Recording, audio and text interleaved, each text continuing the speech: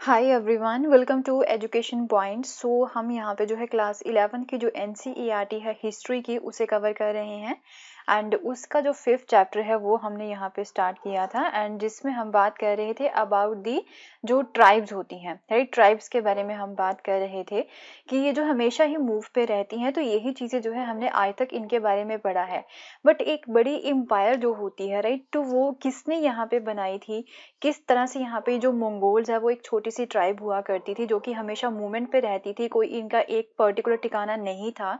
तो इन्होंने जो है इतनी बड़ी एम्पायर किस तरह से यहाँ पे खड़ी की थी, तो उसके बारे में हम बात कर रहे थे, जिसे हम जो है मंगोल एम्पायर भी बोल सकते हैं।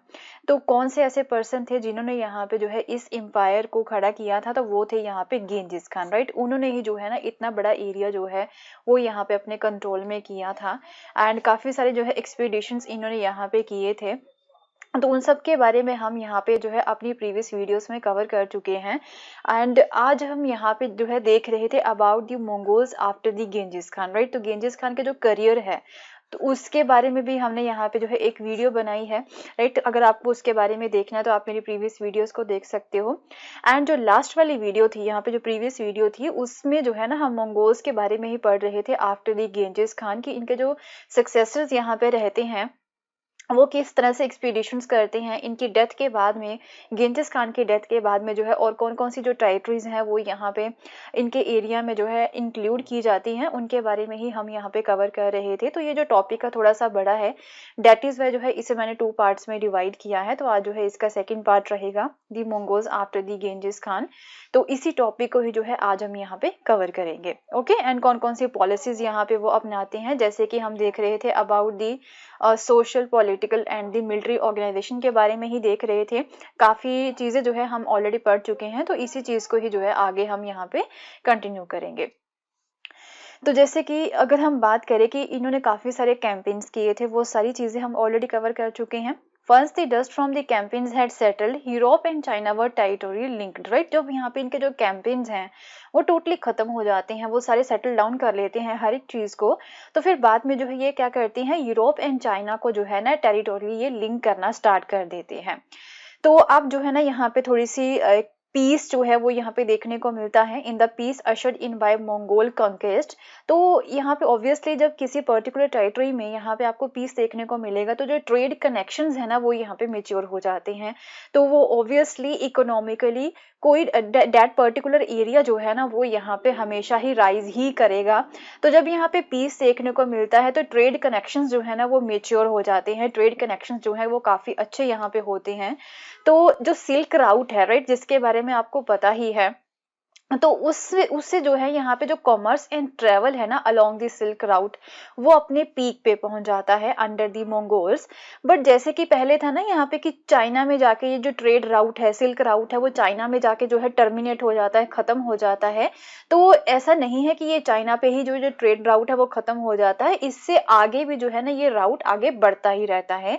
तो आगे वाले जो एरियाज है वहां पे भी जो है इनका जो ट्रेड है ना वो यहाँ पे कंटिन्यू रहता है। तो जैसे कि मंगोलिया हो गया एंड कराकोरम जो रेंजेस हैं, तो वहां तक जो है ना इनका जो ट्रेड है वो फैला हुआ था। तो अगर हम बात करें कम्युनिकेशन की, communication and the ease of travel was vital. तो ऑब्वियसली ये पर्टिकुलर ये दो चीज़ें होती हैं ना, ये हमेशा ही बहुत ज़्यादा इंपॉर्टेंट होती हैं किसी भी टेरिटरी के लिए। अगर यहाँ पे किसी भी रिजाइम को यहाँ पे जो है ना अपना एक रुतबा जो है वो कायम रखना है, यहाँ पे उसे एक अपनी जो रिजाइम है वो अच्छे से चलानी है, तो communication and ease of travel जो है ना उसके ऊपर जो है उस रिजाइम को बहुत ज़्यादा ध्यान जो है वो देना पड़ता है। तो ऑब्वियसली सेम चीज़ें जो है मंगोल्स भी करते हैं। तो communication and the ease of travel was vital to retain the coherence of Mongol regime. And जो ट्रेवलर्स यहाँ पे जो जब पास इस एरिया से पास करते थे, तो कि मंगोल रिजाइम जो है ना उसकी जो यूनिटी होती है ना उसको जो है रिटेन करना इनके लिए मेन था। तो communication and ease of travel भी जो है वो इम्पोर्टेंट था। तो ये क्या करते थे कि जब कोई भी ट्रैवलर इनके एरिया से गुजरा करता था ना, उन ट्रैवलर के लिए जो है ये पास बना देते थे for the safe conduct, so that कि जो है इन ट्रैवलर्स के ऊपर जो है कोई भी उंगली ना उठाए, राइट। तो जो ट्रेडर्स होते हैं ना, उन्हें एक बाज टैक्स जो होता है ना वो यहाँ पे देना पड़ता था। जब वो ये टैक्स पे कर देते थे उसके बाद में जो है ना उन्हें ये वाला एक तरह से पास जो है वो दे दिया जाता था। And all acknowledging thereby the authority of the Mongol Khan. तो उसमें जो है बस यही था, बाज टैक्स का मीनिंग यही था कि वो जो है मंगोल खान जो है ना उनकी अथॉरिटी को जो है ना ये एक्नॉलेज कर रहे हैं। तो ये चीजें यहाँ पे चल रही थी। अब क्या था कि जैसे कि जो नोमैडिक लोग थे, ये वाले जो मंगोल्स हैं ये नोमैडिक थे। तो सेडेंट्री जो एलिमेंट्स होते हैं, सेडेंट्री कौन से हो गए, जो कि यहाँ पे नोमैडिक नहीं है लोग, जो कि एक ही जगह पे सेटल डाउन होके रहते हैं। तो पहले ऑब्वियसली जब नए नोमैडिक लोग जो हैं वो इन सेडेंट्री लोगों के ऊपर जो है ना अपना कंट्रोल कायम करेंगे, तो ऑब्वियसली यहाँ पे कॉन्ट्रडिक्शंस जो होती है ना वो देखने को मिलेंगी ही मिलेंगी। बट 13th सेंचुरी तक जाते जाते जो है ना ये जो कॉन्ट्रडिक्शंस थी between the nomadic and the sedentary elements वो खत्म हो जाती हैं।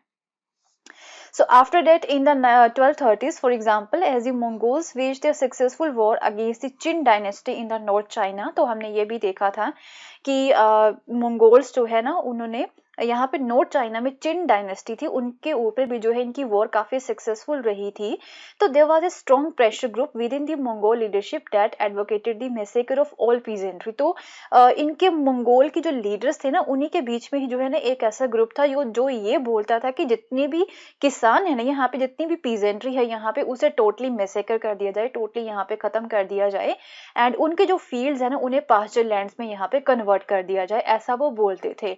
बट बाय द 1270s तक आते आते ये जो थिंकिंग थी ना वो चेंज होनी स्टार्ट हो जाती है। जब साउथ चाइना को अनेक्स किया गया था मंगोल एम्पायर ने, सुंग डायनेस्टी को वहां पे हराया गया था, तो गेंजिस खान के जो पोते थे, जो उनके ग्रैंडसन थे, उनका नाम था क्यूबिलाई खान, राइट। तो वो जो है ना एक प्रोटेक्टर के तौर पे जो है यहाँ पे अपीयर हुए थे पीजेंट्स के लिए एंड उनकी सिटीज के लिए, राइट। वो उनके ऊपर जो है कोई हमले नहीं करते हैं, उन्हें मारते नहीं है एंड या फिर उनके खेत उनसे नहीं छीनते हैं वो, तो उनके प्रोटेक्टर के तौर पे यहाँ पे जो है वो अपीयर हुए थे। सो इन 1290s द मंगोल रूलर जो थे ना यहाँ पे ईरान के, जिनका नाम था गजन खान। गजन खान कौन से थे, ये मंगोल रूलर ही थे जो गेंजिस खान के जो छोटे बेटे थे ना तोलई, राइट, ये उनके डिसेंडेंट थे गजन खान। तो उन्होंने भी जो है ना अपने फैमिली मेंबर्स को या फिर जो उनके जनरल्स थे ना उन्हें भी ये बोला था कि आप पीजेंट्री को जो है ना आप एक तरह से उनका कोई नुकसान नहीं करेंगे। उन्हें जो है ये पहले से ही उन्होंने वार्निंग जो है वो दे रखी थी कि पीजेंट्री का नुकसान यहाँ पे नहीं होना चाहिए। So from Genghis Khan rule itself, the Mongols had recruited the civil administrators from the conquered societies. तो जिन सोसाइटीज को इन्होंने कंकर किया था उनके तरफ जो है ये नफरत की भावना नहीं रखते थे। इवन इन मंगोल्स ने अपने एडमिनिस्ट्रेशन में जो है ना उन कंकर्ड सोसाइटीज के जो लोगों को जो है ना हायर भी किया था, रिक्रूट भी किया था। तो जैसे कि ऑब्वियसली उनके जो एरियाज है वो यहाँ पे चेंज कर देते थे। जैसे कि जो चाइनीज लोग थे जिन्हें इन्होंने जिनके ऊपर हमला किया था, उनकी कंकर्ड जो एरियाज थे वहां के लोगों को जो है इन्होंने ईरान में डिप्लॉय कर दिया था। एंड देन उसके बाद में पर्सियंस जो है उन्हें यहाँ पे चाइना में डिप्लॉय कर दिया था। So they helped in integrating the distant dominions, and their backgrounds and training were always useful in blunting the harsher edges of nomadic predation on sedentary life. तो ऑब्वियसली जब अलग अलग बैकग्राउंड से जो लोग हैं एडमिनिस्ट्रेशन में भर्ती किए जाएंगे, रिक्रूट किए जाएंगे, तो उनका जो पर्सनल एक्सपीरियंस होता है ना, उनकी जो बैकग्राउंड होती हैं या फिर उन्हें जो वो किसी लोगों को ट्रेनिंग यहाँ पे दे सकते हैं ना, वो एक हेल्पफुल ही रही थी इनके लिए। ओके उनके पर्सनल एक्सपीरियंस को जो है इन्होंने यहाँ पे यूज ही किया था, वो जो है काफी हेल्पफुल रहा था इनके लिए। तो मंगोल्स जो है ऑब्वियसली वो भी इन लोगों के ऊपर काफी ट्रस्ट करते थे। जब तक जो है ना ये लोग जो है ना अपने मास्टर्स को रेवेन्यू रेज करके देते, तब तक जो है मंगोल्स उनके ऊपर विश्वास करते ही रहते थे। So, by the middle of 13th century, the sense of common patrimony shared by all the brothers were gradually replaced by the individual dynasties, each ruling their separate ulus. Ulus क्या है यहाँ पे, ये असेंबली होती है। Okay ये assembly हम बोल सकते हैं, सॉरी असेंबली नहीं, टेरिटरी ही जो है इसे हम यहाँ पे बोल सकते हैं। तो इन टेरिटरीज में असेंबली होती है, तो इन्हें जो है उलूस को हम टेरिटरी बोल सकते हैं। बट ये जो है ना ये फिक्स टेरिटरीज नहीं होती हैं, राइट। तो ये चीज आपको यहाँ पे याद रखना है, it is not assembly, it is a territory. Okay but fix territory नहीं होती है ये। बट अब क्या होता है कि मिडिल जो 13th सेंचुरी थी ना, उसमें थोड़ा सा हम बोल सकते हैं कि पहले जो कॉमन पैट्रीमनी वाला जो फीलिंग थे ना इनके बीच में, एक कॉमन सेंस थी इन सभी रूलर्स के बीच में जो कि मंगोल रूलर्स थे, राइट। गेंजिस खान के जो यहाँ पे सक्सेसर्स रहते हैं, उनके बीच में पहले एक कॉमन सेंस था कि हम जो है एक ही फैमिली से बिलोंग करते हैं, shared by the all the brothers. तो ये धीरे धीरे जो है ना अब इंडिविजुअल डायनेस्टीज वहां पे अब दिखनी स्टार्ट हो जाती हैं, and this was in part result of succession struggle. तो ऐसा क्यों होता है, ये जो उनके कॉमन सेंस जो थी यहाँ पे पैट्रीमनी की, हम जो है एक ही फैमिली से बिलोंग करते हैं, ये जो भाईचारा था वो यहाँ पे खत्म क्यों हो रहा था, क्योंकि यहाँ पे सक्सेशन की स्ट्रगल्स जो है ना वो यहाँ पे चल रहे थे, where the Genghis Khan descendants competed for the office of great Khan, की आप जो है गेंजिस खान के बाद में जो ग्रेट खान की जो गद्दी है ना वहां पे कौन बैठेगा, तो and price the pastoral lands. तो इन चीजों को लेके, सक्सेशन को लेके जो है इनके बीच में यहाँ पे प्रॉब्लम चल रही थी। सो अलग अलग एरियाज में अब जो है अलग अलग रूलर्स आ जाते हैं, सभी डिफरेंट एक तरह से अपनी अपनी जो है कि इंडिविजुअल डायनेस्टीज यहाँ पे बनानी स्टार्ट कर देते हैं। तो कॉमन डायनेस्टी जो है ना वो यहाँ पे नहीं देखने को मिल रही थी अभी 13th सेंचुरी में। तो जो तोले कौन थे यहाँ पे, आपको पता है यंगेस्ट सन थे गेंजिस खान के, उनके जो डिसेंडेंट्स हैं वो यहाँ पे चाइना एंड ईरान को रूल कर रहे थे। एंड यहाँ पे जो है इन्होंने युआन एंड खानिड डायनेस्टीज जो होती है ना, इल्ड खानिड डायनेस्टी वो यहाँ पे बनाई थी, नए नेम के साथ जो है डायनेस्टीज ये बनानी स्टार्ट कर देते हैं। देन जोची जो है उनके डिसेंडेंट्स जो हैं उन्होंने यहाँ पे गोल्डन होड बनाई थी and rule the Russian steps, जो रशिया की स्टेप्स है वहां पे रूल किया था। देन चागताई सक्सेसर्स जो हैं उन्होंने ट्रांसोक्शियाना के स्टेप्स के ऊपर रूल किया था and the lands called the Turkistan today, तो जिस लैंड को आज तुर्किस्तान बोला जाता है उनके ऊपर इन्होंने यहाँ पे रूल किया था। तो इस तरह से जो है ना इनकी एक बड़ी जो एम्पायर थी वो छोटे छोटे हिस्सों में अब डिवाइड हो चुकी थी, वहां पे इनकी जो छोटी छोटी अलग अलग डायनेस्टीज जो है ना वो यहाँ पे हमें देखने को मिलती हैं। So noticeably, nomadic traditions persisted longest among the steppe dwellers in Central Asia and the Russia. तो जो nomadic traditions है ना वो काफी लंबे समय तक यहाँ पे सेंट्रल एशियन रशिया में हमें यहाँ पे देखने को मिलते हैं, इनके जो nomadic traditions थे वो कंटिन्यू रहते हैं। सो अब क्या था, the gradual separation of the descendants of Genghis Khan into separate lineage groups implied that their connections with the memory and the traditions of the past family concordance also altered. तो obviously जब separation यहाँ पे होगी ना तो इनके past के साथ, इनकी past family के साथ जो भी memories थी या फिर जो traditions थे वो obviously यहाँ पे changes उनमें देखने को मिलेंगे ही मिलेंगी। जब कभी भी यहाँ पे नई डायनेस्टी आएगी तो वो अपने past family के जो traditions हैं उनके memories को ये भूलेंगे ही। तो थोड़ा बहुत यहाँ पे जो है ना कंपटीशन भी यहाँ पे चल रहा था अमंग्स दी कजन क्लैंस, ये सभी कजन्स ही थे, चाचे भतीजे ही थे ये सभी। तो कजन क्लैंस के बीच में कंपटीशन भी चल रहा था, तो ये जो है ना थोड़ा बहुत ऑब्वियसली चेंजेस करने की कोशिश करते ही करते हैं जो ट्रेडिशंस थे इनके पुराने। So to a large extent, this was a consequence of their control of China and Iran and the large number of literati that his family members could recruit. This exercise in comparison did not exclude the Genghis Khan himself and एक तरह से जो है ना काफी बढ़ा चढ़ा के जो है हर एक चीज को ये बताने की कोशिश करते थे। And Persian chronicles produced in Ilkhanid Iran during the late 13th century, वहां पे पर्सियन क्रोनिकल्स भी जो है बने हुए हैं, जो टेक्स्ट है जो कि इनके बारे में हमें इंफॉर्मेशन प्रोवाइड करवाते हैं ना, उसमें इनकी इन ग्रेट खान्स की जो एक काफी डिटेल्ड ग्लोरी के साथ जो है ना इनके किलिंग्स को बताया गया है कि ये जो ग्रेट खान है ना वो किस तरह से जो है किलिंग्स करते थे, किस तरह से मारधाड़ ये करते थे, तो काफी बढ़ा चढ़ा के बताया गया है।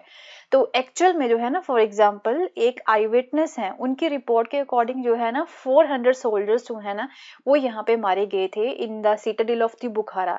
बट यहाँ पे जो क्रोनाइकल है, इल्खानिड क्रोनाइकल है ना, उसमें 30,000 सोल्जर्स जो है वो बताए गए हैं। तो काफी बढ़ा चढ़ा के जो है ना ये चीजें बताने की कोशिश करते थे।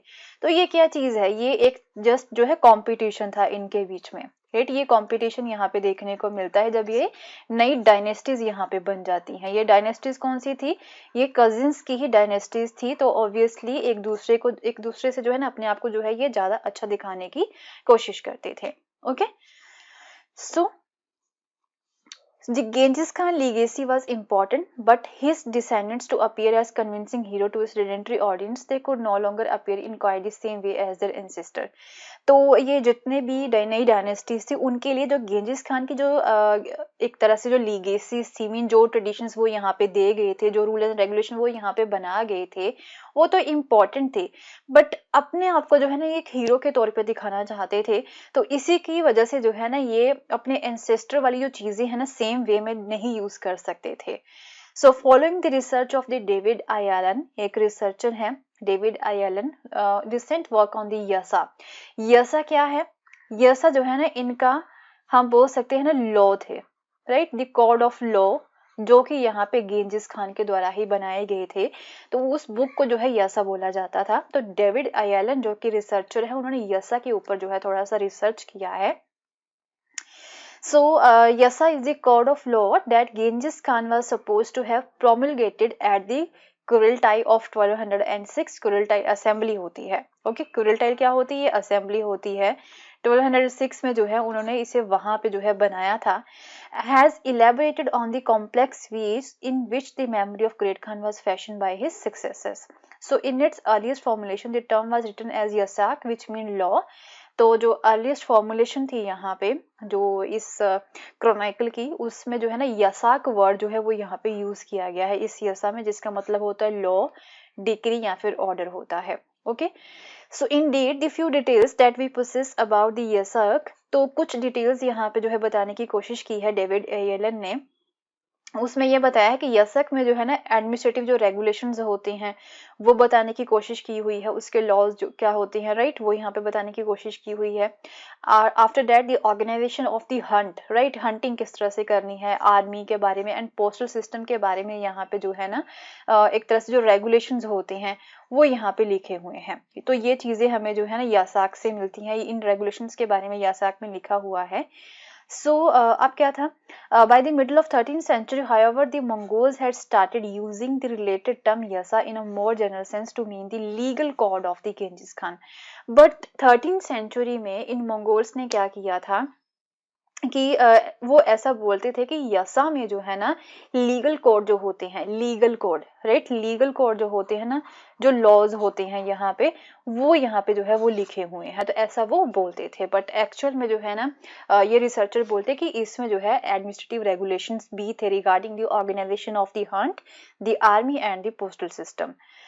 So, we may be able to understand the changes in the meaning of the term if we take a look at some of the other developments that occurred at the same time. तो इस word के बारे में, ये जो यसा word है या फिर ये जो यसाक वर्ड है ना, इसका जो एक्चुअल मीनिंग क्या है, क्या ये जो है एडमिनिस्ट्रेटिव रेगुलेशंस है या फिर जो है ये लीगल रेगुलेशंस हैं, यहाँ पे लॉज हैं इसमें, तो इसके बारे में जो है ना क्लियरली तभी पता चल सकता है जब हम जो है इसे थोड़ा सा और डिटेल में पढ़ेंगे। तो अभी वो रिसर्चर्स हमें बताएंगे आने वाले टाइम में।